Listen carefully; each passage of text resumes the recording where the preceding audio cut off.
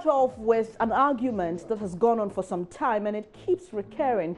Now, while some think it's important for students to be given access to mobile phones at school, others think it's unnecessary and it could lead to a decline in academic performance.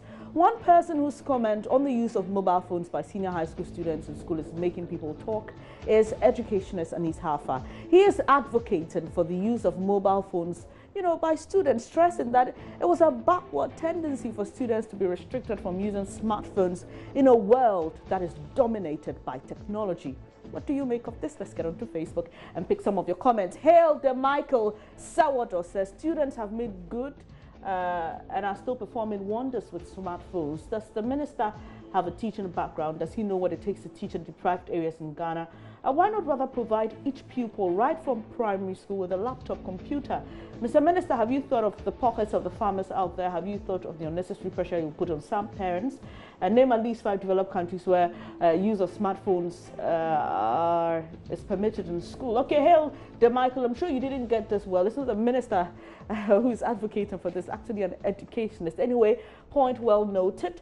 Abdul Mola says at the senior high school level, he laughs at it, says, perhaps furnishing the library with iPads and computers with internet access is better. We'll pick a few more comments here on this particular matter.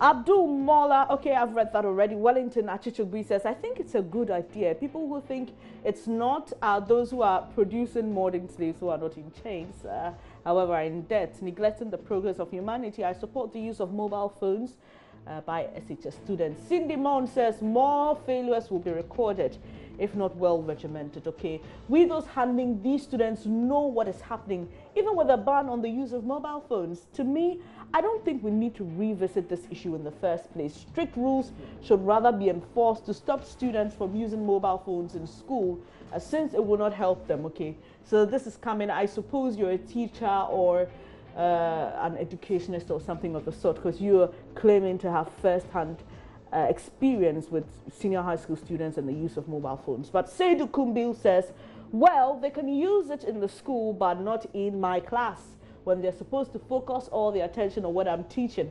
They can use it later to research on scientific topics and concepts. Okay?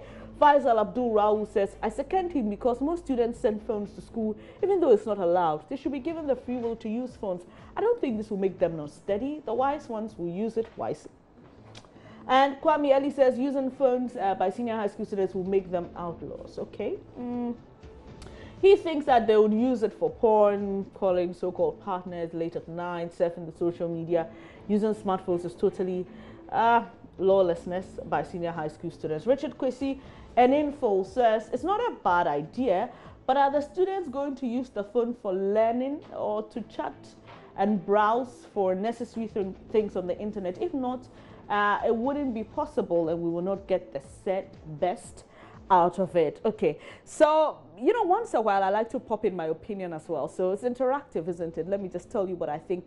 I think that while I was in high school, it would have been a good class if I had access to the internet, because we study a lot of things, and it's easier when you have access to the internet. Then you can know what's happening with a particular subject you're studying.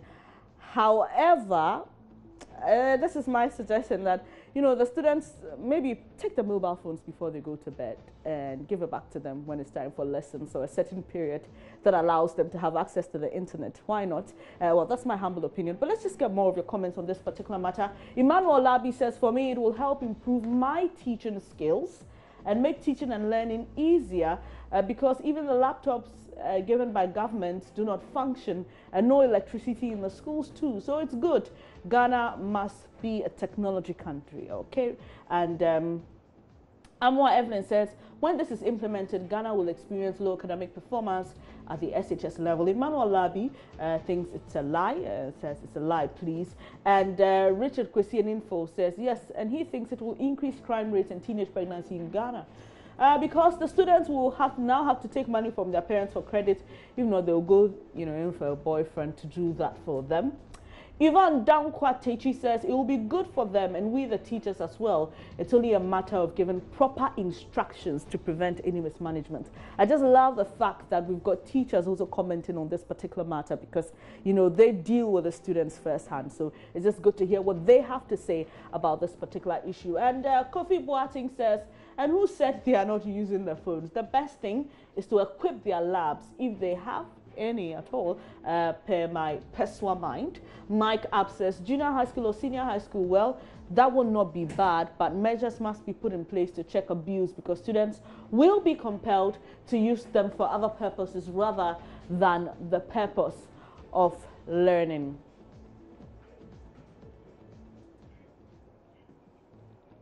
So, well, obviously, you'd expect this conversation to continue, and we'll see what comes up out of this. And maybe we may have a new law, who knows?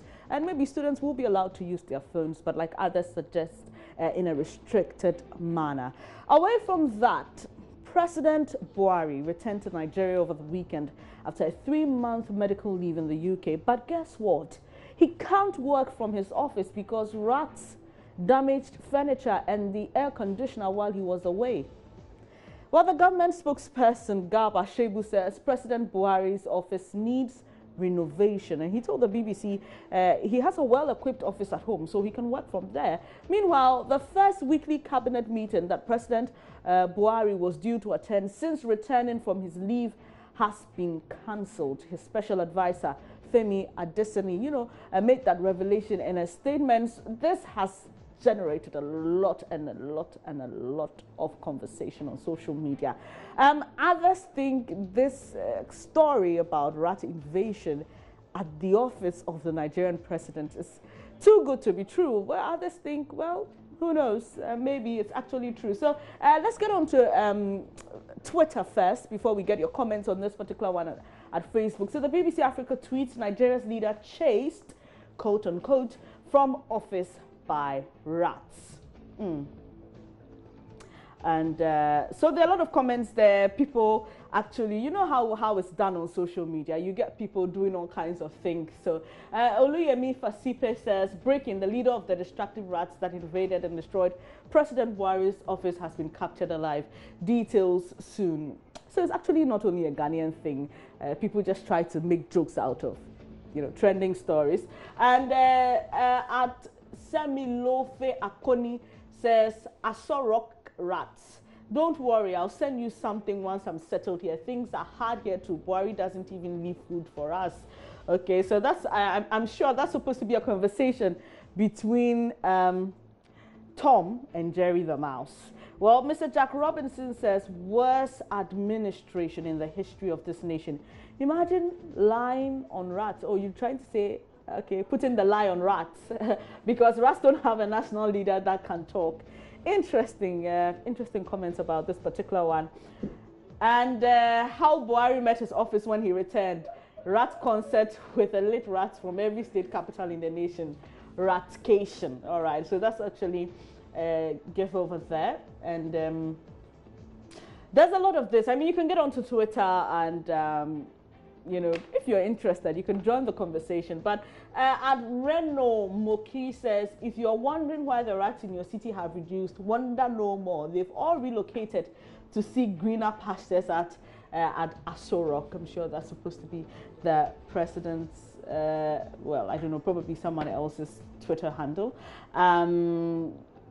This one says, a rare video of President Buhari rushing into his office and suddenly stumbles upon a group of angry rats. Okay.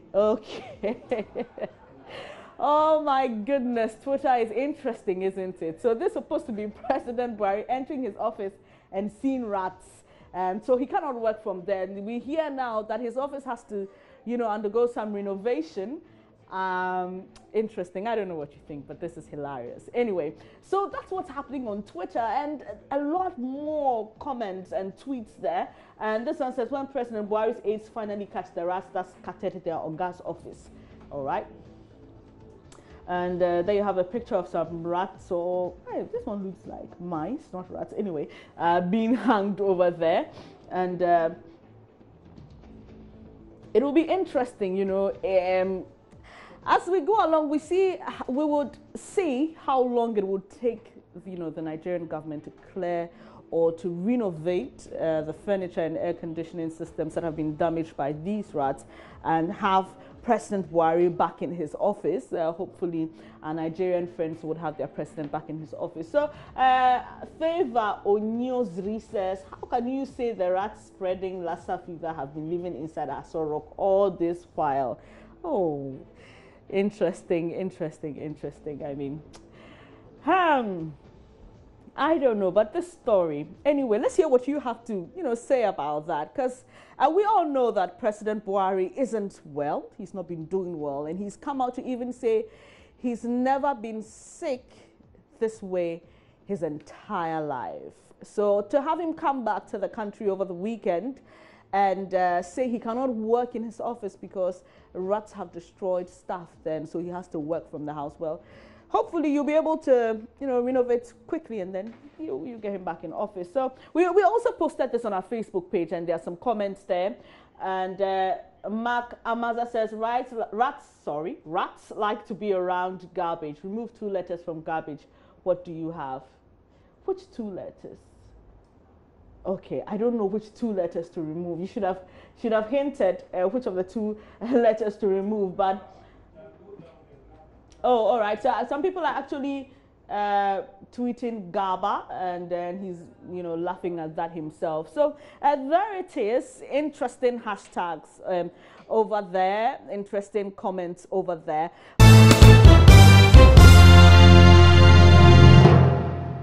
And that'll be it for this edition. Many thanks for your company here. My name is Benis Abu Baidu. I'll be back at 12 with the news. See you then.